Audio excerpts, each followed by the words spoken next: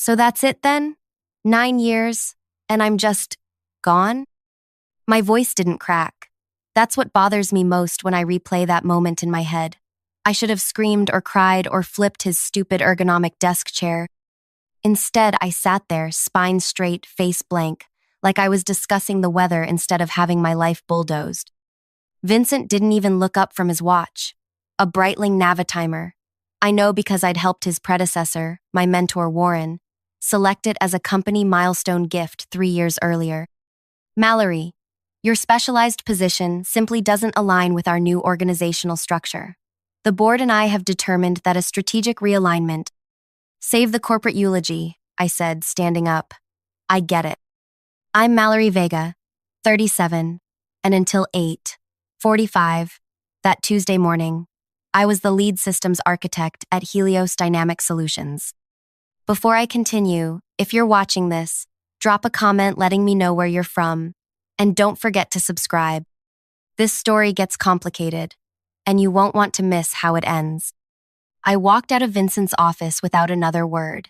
No desperate pleas about my mortgage or my son's therapy bills. No reminders of how I'd solved the unsolvable Kyoto server crisis that saved the company $14 million. No mention of the 3 patents with my name on them that Helios still profits from daily. 9 years of loyalty. 9 years of missed birthdays, working holidays, and 3 a.m. emergency calls. 9 years of being the person they called when everyone else had failed. All erased with a strategic realignment.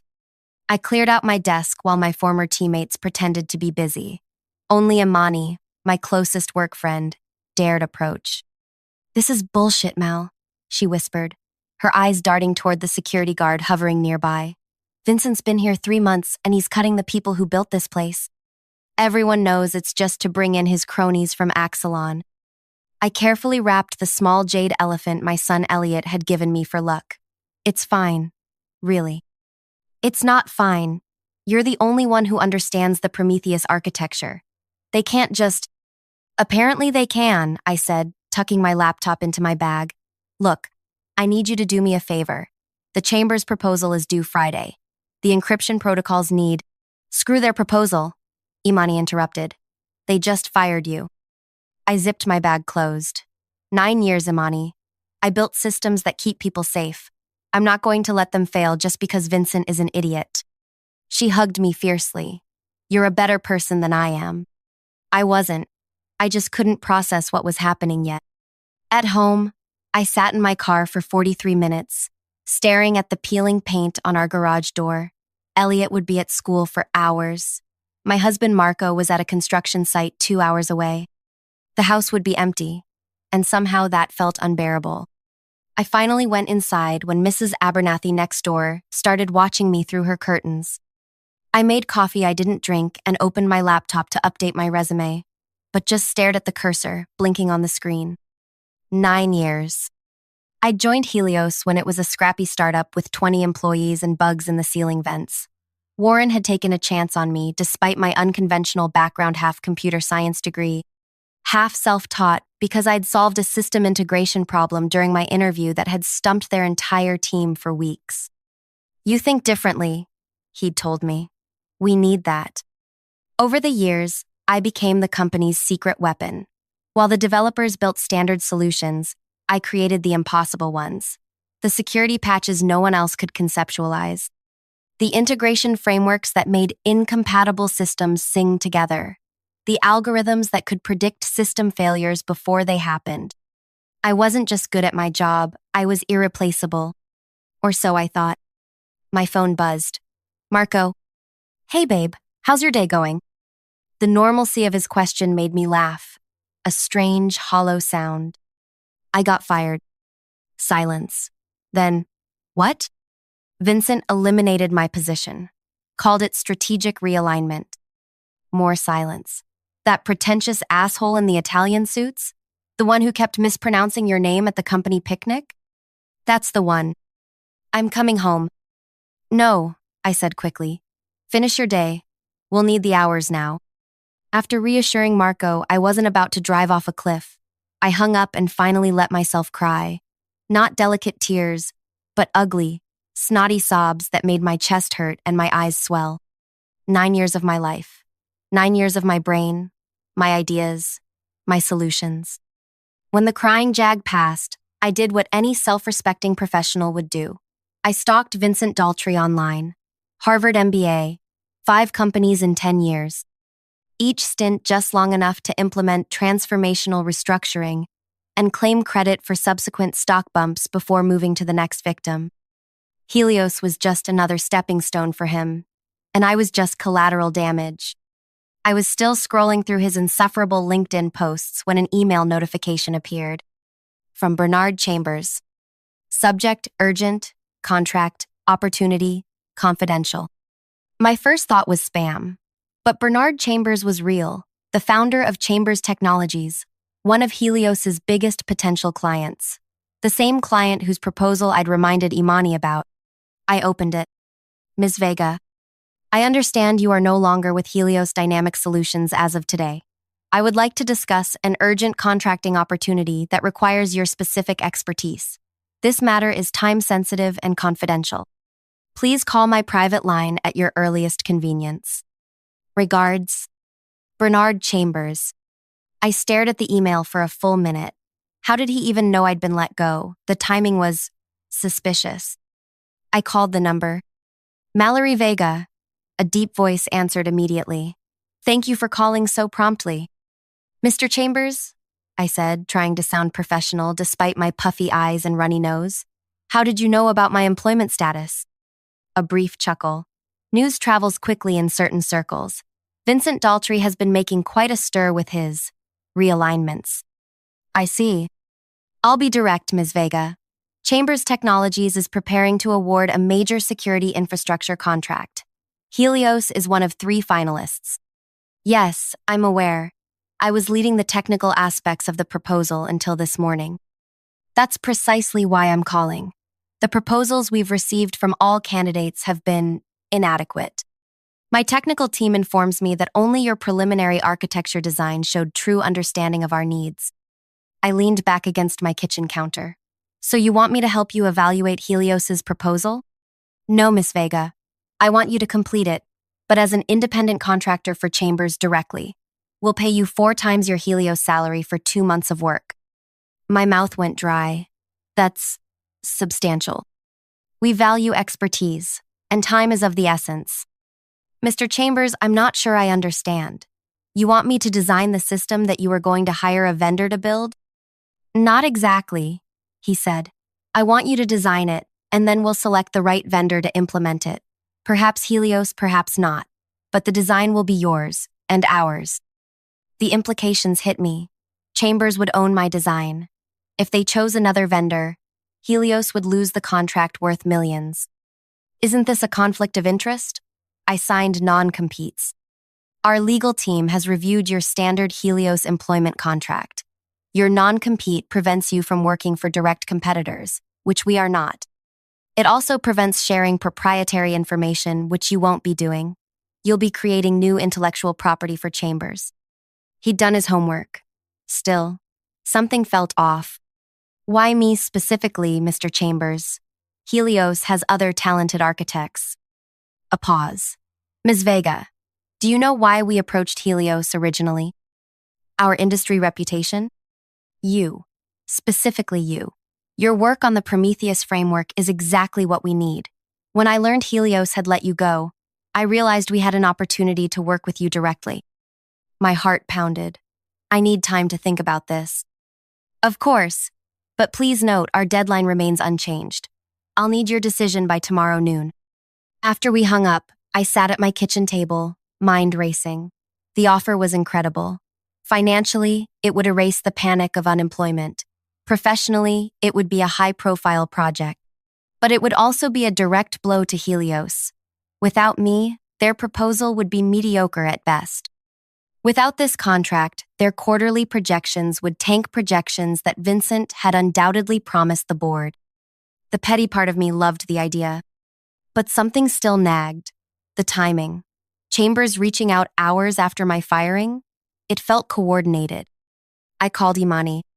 Did you tell Chambers I was fired? What? No? She sounded genuinely shocked. Why would they care? Bernard Chambers just offered me a contract to design their security system independently. Holy shit, she whispered. Mal, wait, have you checked your company email? I can't access it anymore. Vincent called an emergency meeting an hour ago. He looked like he was going to vomit. Something about Chambers putting their contract decision on hold. I felt a chill. Did he say why? No, but he's been locked in his office with the board on a call ever since. After hanging up, I paced my living room, puzzle pieces clicking together. Chambers had known about my firing immediately. Vincent was panicking about the Chambers contract. The timing wasn't coincidental. I opened my laptop again and searched for connections between Bernard Chambers and Vincent Daltrey. Nothing obvious in public records. But then I found a Bloomberg article from last year about Vincent's previous company, Axelon. Chambers Technologies withdrew from acquisition talks with Axelon Systems yesterday, citing irreconcilable differences in corporate culture. Sources close to the negotiations suggest Chambers' concerns centered around Axelon's aggressive cost-cutting measures under CEO Vincent Daltrey. Suddenly, everything made sense. This wasn't just about hiring me for my expertise. This was Bernard Chambers sending Vincent Daltrey a message. I was being used as a pawn in a corporate chess match. The question was, did I care? I thought about Vincent checking his watch while dismantling my career. About 9 years of dedicated work dismissed in a 15-minute meeting. About how he couldn't even bother to learn how to pronounce my name correctly. No, I didn't care. In fact, I was beginning to see an opportunity. My phone buzzed with a text from a number I didn't recognize. Ms. Vega, Vincent Daltrey here. There seems to have been a misunderstanding this morning. Please call me at your convenience to discuss. I laughed out loud. The desperation was palpable even in text form. Another text came through moments later. We're prepared to offer you your position back with a significant compensation adjustment. Too late, Vincent. My doorbell rang. I opened it to find a courier holding a package. Delivery for Mallory Vega. Inside was a sleek laptop with a Chambers Technologies logo and a handwritten note from Bernard. For your consideration, contract papers enclosed. The laptop is yours, regardless of your decision. The contract was simple but generous. 4 times my salary. Full ownership of my designs credited to me but licensed to Chambers. Freedom to work from home. And a clause that specifically allowed me to accept other work afterward, including from Helios if I chose. Bernard was giving me leverage. My phone rang again. Vincent. I let it go to voicemail. I spent the afternoon reviewing the contract and researching what had happened at Vincent's previous companies. The pattern was clear. He came in, fired experienced specialists to cut costs, brought in his own people, claimed credit for short-term financial improvements, then moved on before the long-term damage became apparent. Elliot came home from school at 3:30, dropping his backpack by the door. Mom, why are you home? My brilliant, observant 12-year-old with his father's warm brown eyes and my stubborn chin. I'm working from home today, I said, not ready to tell him everything. He studied my face. You've been crying. Just allergies. He didn't believe me, but he let it go. Can we have pizza for dinner? Sure, buddy. As he disappeared into his room, my phone buzzed with another text from Vincent. The board would like to meet with you tomorrow morning. This is a priority, Mallory. I set my phone down without responding. Let him sweat. Marco came home early, his face tight with concern. I showed him the Chambers contract. This is incredible, he said, reading the terms. But it feels like they're using me to get back at Vincent. They absolutely are. He looked up. And you're okay with that? I considered the question. 9 years, Marco. 9 years of solving their hardest problems, of missing family dinners and weekend trips. 9 years of being told I was essential. And then I'm dismissed in 15 minutes by a man who couldn't be bothered to look me in the eye. Marco took my hand. You don't have to decide tonight. But I already had. That evening, after Marco and Elliot were asleep, I sent 2 emails. To Bernard Chambers, I accept your offer with one condition. I want a 3-year contract option following the initial project, not just 2 months. To Vincent Daltrey, I appreciate your follow-up. Unfortunately, I've accepted another opportunity. I wish Helios continued success. Vincent's response came within minutes. Mallory, please reconsider. The Chamber's contract is critical to our Q3 projections. We need your expertise. Name your price. I closed my laptop without responding. For the first time since that morning, I felt something other than devastation. Not quite satisfaction. Not quite vindication. Power. The next morning, I signed Bernard's revised contract with the 3-year option. By noon, my phone had 17 missed calls from Vincent and various Helios board members. I finally answered when Warren, my former mentor and CEO, called from his retirement. Mallory, his familiar voice was strained. Vincent told me what happened. I'm so sorry. Not your fault, Warren. It is, in a way. I recommended Vincent to the board. I thought his financial background would help take the company public. I never imagined he'd dismantle what we built. I softened. Warren had always been fair. Water under the bridge now. He told me about Chambers, Warren continued. You know this will devastate Helios's quarterly results. I'm aware. A long pause. You're going to take the offer, aren't you? I already have. Another pause. I can't blame you. But Mallory, there are 400 employees at Helios. Good people. If this contract falls through, Vincent should have thought of that before he started firing the people who make the company valuable. I interrupted, old anger flaring. You're right, Warren sighed. Just do what you need to do. But remember who gets hurt in corporate wars. Rarely the generals. His words stayed with me as I set up my new workspace in our spare bedroom. 400 employees. People like Imani with families and mortgages. People who had nothing to do with Vincent's decisions. Warren's words echoed in my head as I sat at my new desk later that day, staring at the Chamber's laptop. 400 employees. But then I remembered how none of them, except Imani, had even looked at me as I cleared out my things. How they'd all just kept their heads down, grateful it wasn't them. Would I really sacrifice my own future out of concern for people who couldn't spare me a goodbye? My phone buzzed with a text from Imani. Vincent's losing his mind. He called an all hands and basically admitted they have no idea how to complete the Chamber's proposal without you. What did you do? I didn't respond. I couldn't explain to her that I was now working for the very client she was desperately trying to impress. Instead, I immersed myself in the Chamber's project. Their security needs were complex, more complex than even Helios had realized. By evening, I'd outlined an architecture that made my previous work look primitive. This was the beauty of working directly for the client. No corporate filters, no budget constraints imposed by middle managers trying to pad their bonuses. Bernard wanted the best solution possible, and he was letting me create it.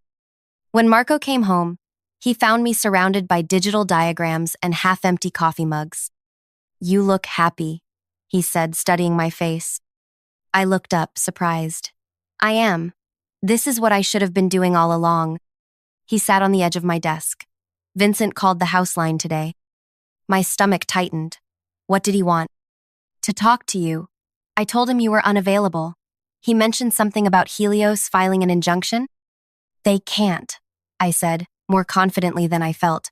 I've reviewed my contract repeatedly. I'm not violating any terms. Marco nodded slowly. Just be careful, Mal. Men like that don't lose gracefully. He was right about that. The next morning, I received a formal letter from Helios's legal department claiming I had misappropriated proprietary information and demanding I cease all work for competitors immediately. It was a bluff. I knew it, and they knew it. I forwarded it to Bernard, who responded within minutes. Our legal team will handle this. Please continue your excellent work. By day 3 of my Chamber's contract, I had completed what would have taken 2 weeks at Helios. No meetings, no politics, no justifying every decision to people who barely understood the technology. Just pure creation, Bernard called that afternoon. The preliminary designs are impressive, Mallory. I'd like you to present them to our executive team tomorrow. So soon? Time is of the essence. And there's something else. Vincent Daltrey has requested a meeting with me. My heart skipped. About what? He didn't specify, but I can guess. I thought you should know. After we hung up, I sat back in my chair, conflicted. Part of me wanted Vincent to beg Bernard for mercy. Another part felt uneasy about being the cause of Helios's potential downfall. That evening, Elliot came into my office while I was preparing my presentation. Mom, can I ask you something? Always. He fidgeted with the jade elephant he'd given me, which now sat on my new desk. Are you getting revenge on your old company? I froze. What makes you ask that? I heard Dad on the phone. He told Uncle Raffi you were making them pay for what they did. Kids hear everything. I gestured for him to sit. It's complicated, buddy. Complicated like when Kyle H. pushed me at recess, and you told me that hurting him back wouldn't actually make me feel better? A 12-year-old throwing my own parenting back at me. Perfect. This is different, I said, but the words sounded hollow even to me. Elliot shrugged. Okay, but you always say we should be the people we want to see in the world. After he left, I couldn't focus on my presentation. When had my bright, thoughtful son become so perceptive? And why did his simple question make me feel so exposed? The next morning, I dressed carefully for my presentation at Chambers' charcoal suit. Minimal jewelry, hair pulled back, professional, commanding. I would show them exactly what Helios had thrown away. Bernard met me in the lobby of their gleaming headquarters. Ready to impress some very important people? Absolutely. As we walked toward the conference room, I spotted a familiar figure through the glass walls, Vincent Daltrey, sitting alone at the table, checking his watch. I stopped cold. You didn't mention he would be here. Bernard's expression gave nothing away. A last-minute development. Vincent requested to observe our meeting before his separate appointment with me. This isn't what we agreed to. No, it isn't, Bernard acknowledged. But sometimes, Mallory, justice is best served with witnesses. Before I could protest further, he opened the door and ushered me in. 8 executives in expensive suits turned to look at us. Vincent's face paled when he saw me. Ms. Vega will be presenting the security architecture she's developed for our new infrastructure, Bernard announced, as if this were completely normal. I stood frozen for a moment, anger and anxiety battling inside me. Then I looked directly at Vincent, at his shocked expression, his slightly disheveled appearance, the sweat beading above his upper lip. 9 years discarded in 15 minutes. I squared my shoulders and moved to the front of the room. Good morning. I'm Mallory Vega, your security architecture consultant. For the next 40 minutes, I presented the most brilliant work of my career. I explained complex security protocols in terms the executives could understand. I outlined innovative approaches that would protect their data while maintaining system performance. I answered technical questions with clarity and confidence. Not once did I look at Vincent. When I finished, Bernard spoke. Thank you, Mallory. This is exactly what we've been looking for. He turned to the executives. I believe this confirms our decision to work with Ms. Vega directly rather than through a vendor. One of the executives, a sharp-eyed woman in her 60s, spoke up. What about implementation? Designing is one thing, building is another. An excellent question, Bernard nodded. Mallory, in your professional opinion, which vendor would be best equipped to implement this architecture? The room fell silent. Everyone knew what was at stake. This was the moment Vincent had come for to salvage the Helios contract, even if he couldn't get me back. I could feel Vincent's desperate gaze. I thought about the 400 employees at Helios, about Warren's warning, about Elliot's question. For implementation, I would recommend Lyra Systems, I said clearly. Their development team has the specific expertise this architecture requires. Not Helios, not Vincent's company. The woman nodded, satisfied. Vincent made a strangled sound. Bernard dismissed the executive team but asked Vincent and me to stay. When the room emptied, he closed the door. Well, that was illuminating, he said, looking between us. Vincent, you came here to convince me to award the contract to Helios despite losing your key architect. Mallory just demonstrated precisely why that would be a mistake. Vincent finally found his voice. This is corporate sabotage. We'll sue both of you. I laughed. Not a polite chuckle, but a genuine, incredulous laugh. For what? For firing me and then watching me succeed elsewhere? Good luck with that. You know this will devastate Helios, Vincent hissed. The board will have my head. Perhaps they should, Bernard said mildly. Firing the person most essential to winning a critical contract doesn't speak well of your judgment. Vincent's face flushed dark red. You orchestrated this. You poached her deliberately. I recognize talent you discarded, Bernard corrected. There's a difference. I watched this exchange with growing unease. The revenge felt good, seeing Vincent squirm, watching his career implode in real time. But something felt off about Bernard's role in all this. May I ask a question? I interrupted. Both men turned to me. Bernard, when exactly did you decide to hire me directly instead of working through a vendor? A fleeting expression crossed Bernard's face, caution perhaps. When I learned you were available. And how did you learn that so quickly? I was fired at 8:45 a.m. You emailed me at 11:23 a.m. the same day. Vincent looked between us, confusion replacing anger. Bernard smiled thinly. News travels fast in business circles. Or, I said carefully, you already knew it was going to happen. You knew Vincent was planning a restructure that would eliminate my position. The room went very still. That's absurd, Vincent sputtered. Why would I tell a potential client about internal reorganization plans? But something had changed in Bernard's expression. The benevolent mentor mask had slipped, revealing something colder. You didn't tell me directly, Bernard said to Vincent, but your CFO, Julian Carter, serves on the same nonprofit board as my wife. He mentioned at a function that Helios was undergoing significant personnel changes under your leadership. Specifically, that you were eliminating redundant technical positions to improve the balance sheet before an IPO push. My stomach sank, and you realized I would be a target. Bernard nodded. Given your salary level and specialized role, it seemed likely. I simply prepared for the possibility. I turned to Vincent. So this strategic realignment wasn't even your original idea. You were just following a standard MBA playbook to impress the board with cost-cutting before going public. Vincent had the decency to look ashamed. And you, I continued facing Bernard, saw an opportunity to get what you wanted at a discount. Cut out the vendor entirely, hire me directly for a fraction of what you would have paid Helios, and get the exact same expertise. Bernard spread his hands. Business is business, Mallory. We all made our choices here. The bitter taste of manipulation filled my mouth. I'd been so focused on Vincent's betrayal that I'd missed how Bernard was using me too. Different methods, same fundamental view, that I was a resource to be exploited, not a person with dignity. I gathered my presentation materials. I believe this meeting is over. Mallory, Bernard started, don't be dramatic.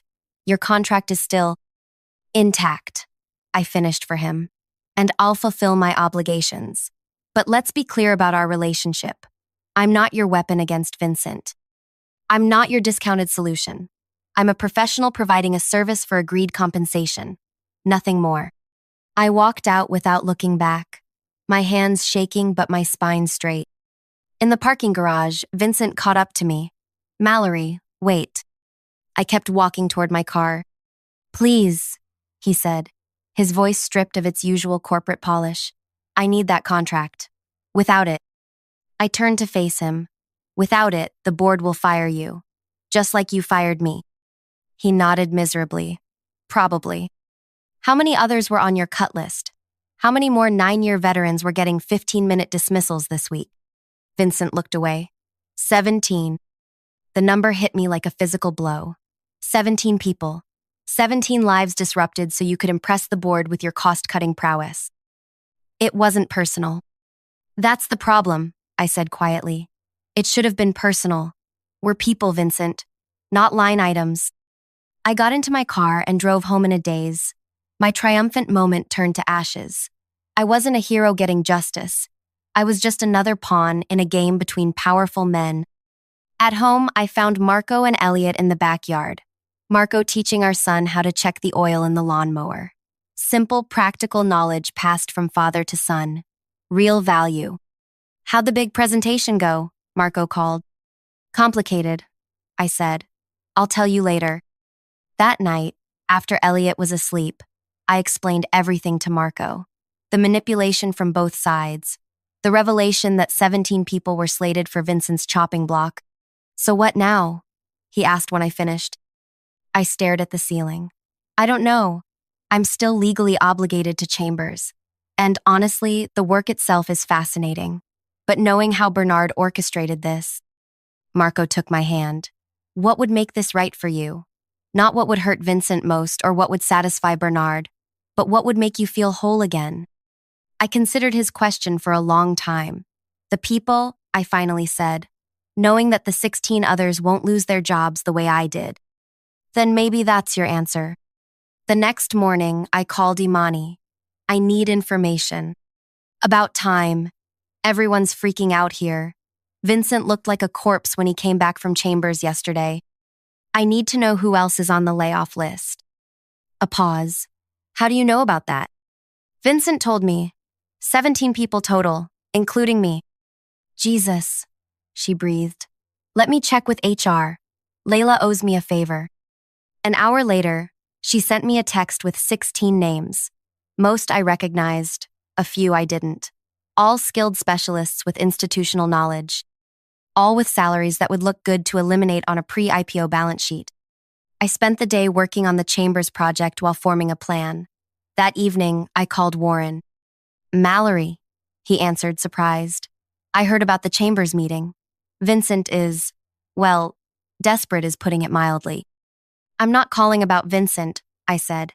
I'm calling about Helios, the real Helios, the company we built. I'm listening. Vincent is planning to cut 16 more people by the end of the month. Specialists mostly. People with deep institutional knowledge. Warren sighed heavily. I suspected something like this when the board started pushing for an IPO timeline. Cut costs, boost short-term profits, raise the offering price. It will destroy the company in the long run. I know. His voice sounded tired. But I'm retired, Mallory. The board thanked me for my service and made it clear they wanted fresh perspectives. You're still the founder. You still have shares and connections. A long pause. What exactly are you suggesting? I outlined my idea. Not revenge, but reconstruction. A way to save what mattered about Helios while letting Vincent face the consequences of his own decisions. The next week passed in a blur of activity. By day, I worked diligently on the Chambers project, creating something I was genuinely proud of. By night, I worked on my plan with Warren and, surprisingly, Bernard Chambers. Convincing Bernard had been easier than expected. Vincent lied to me about Helios's capabilities without you, he'd said when I called him. I don't appreciate being misled. If your alternative offers better value and more stability, I'm interested. On a Friday afternoon, exactly 16 days after I'd been fired, Vincent Daltrey called an emergency all-hands meeting at Helios. Attendance was mandatory. I watched the live stream from my home office, Imani having sent me the link. Vincent stood at the front of the packed room, flanked by board members. His polished facade had cracked hair slightly disheveled, dark circles under his eyes. As you know, we've been pursuing an aggressive growth strategy in preparation for our IPO, he began. Unfortunately, recent developments have forced us to reconsider our timeline. Murmurs spread through the crowd. The Chambers Technologies contract, which represented a significant portion of our projected Q3 revenue, will not be awarded to Helios. More murmurs, louder now. Furthermore, Vincent continued, his voice strained, the board has expressed concerns about our recent strategic decisions, particularly regarding personnel. The camera panned to Warren, who had requested reinstatement to the board the previous week, a right he'd maintained in his retirement agreement. In light of these challenges, Vincent said, the board has decided that a different leadership approach is needed at this critical juncture. Translation: Vincent was out. Warren stepped forward. Thank you, Vincent. As founder and newly reinstated executive chairman, I want to address the company. The relief in the room was palpable. Helios was built on innovation and expertise. Warren continued, our strength has always been our people. The board has unanimously decided to pause the IPO preparations and refocus on our core capabilities. He outlined a new direction, or rather, a return to the old one, prioritizing expertise over cost-cutting, innovation over short-term financials, and then came the part I'd been waiting for. I'm also pleased to announce a new strategic partnership with Nova Technical Solutions, a specialized consultancy that will work alongside Helios to deliver the Chamber's Technologies project and other key initiatives. The camera showed confused faces around the room. No one had heard of Nova Technical Solutions, because it hadn't existed until 3 days ago, when I'd officially registered it with the 16 other specialists from Vincent's cut list as founding partners. Warren explained how Nova, my new company, would collaborate with Helios on the Chamber's project, how we would bring our specialized expertise without the overhead of traditional employment, how this model protected both Helios and its specialized talent from future strategic realignments. I watched Imani's face on the live stream as understanding dawned. Her eyes widened, and she began typing furiously on her phone. Seconds later, my phone buzzed. "You brilliant, magnificent bitch." I smiled. It wasn't revenge. Not exactly. Vincent was being pushed out, yes, but more importantly, 16 careers were being saved. The company Warren and I had helped build would continue with its soul intact, and I was creating something new, a home for specialists who wanted to do great work without corporate politics. The following Monday, I walked into Chambers Technologies for my regular meeting with Bernard, but this time with Warren beside me. We'd negotiated a new agreement. Nova would design the security architecture, Helios would implement it, and Chambers would get the best of both worlds. As we left the meeting, Warren squeezed my shoulder. "You could have burned it all down, you know. After what Vincent did, no one would have blamed you." I thought about Elliot's question, about being the person I wanted to see in the world. "Revenge would have felt good for a day," I said. "This feels right for years." 6 months later, Nova Technical Solutions has 17 employees, all specialists who are undervalued elsewhere. We work with companies who understand that expertise isn't a luxury, it's a necessity. Helios is thriving under new leadership. Vincent, I heard, is consulting while searching for his next CEO role. As for me, I work from home 3 days a week.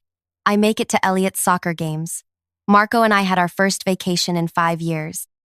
And most importantly, I'm valued for exactly who I am, a woman who solves the problems no one else can solve.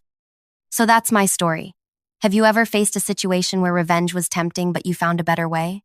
Or maybe you chose revenge and don't regret it? I'd love to hear your experiences in the comments. And if you're watching this while feeling undervalued at your own job, remember, your worth isn't determined by people who can't see your value. Sometimes, the best revenge isn't about destroying what hurt you. It's about building something better. If you enjoyed this story, don't forget to like and subscribe. I'm working on something new about corporate culture and would love to share it with you all soon. Because in the end, strategic realignment isn't just corporate jargon. Sometimes, it's exactly what we need to do with our lives when someone shows us who they really are.